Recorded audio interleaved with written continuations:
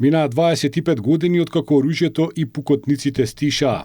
5 потписи на македонските лидери и на лидерите на албанците во Македонија ставија крај на неколкумесечниот конфликт кој се закануваше да ја втурне државата во едно ново балканско крвопролевање, слично на тоа во Хрватска, Босна и Косово. По 2,5 децении се уште постои поделеност околу тоа дали рамковниот договор ги исполнил своите долгоречни цели, но има единство околу една работа.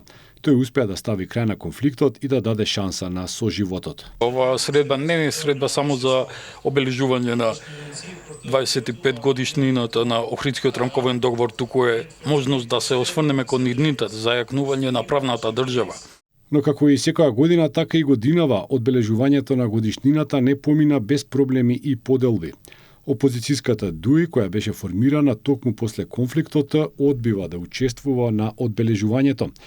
Им пречело тоа што било организирано од Министерството за односи меѓу заедниците, со кое неодамна раководеше министерот Иван Стоилковиќ. Влен возрати дека со таквите истапи ДУИ само се обидува да го приватизира рамковниот договор. Инаку на владината панел дискусија посветена на досегашната имплементација и идните предизвици со кои почна одбележувањето на годишнината, беше истакнато дека со европската интеграција на Македонија ќе дојде и до надградување на рамковниот договор. Охридскиот рамковен договор навистина беше еден голем тест за сите нас.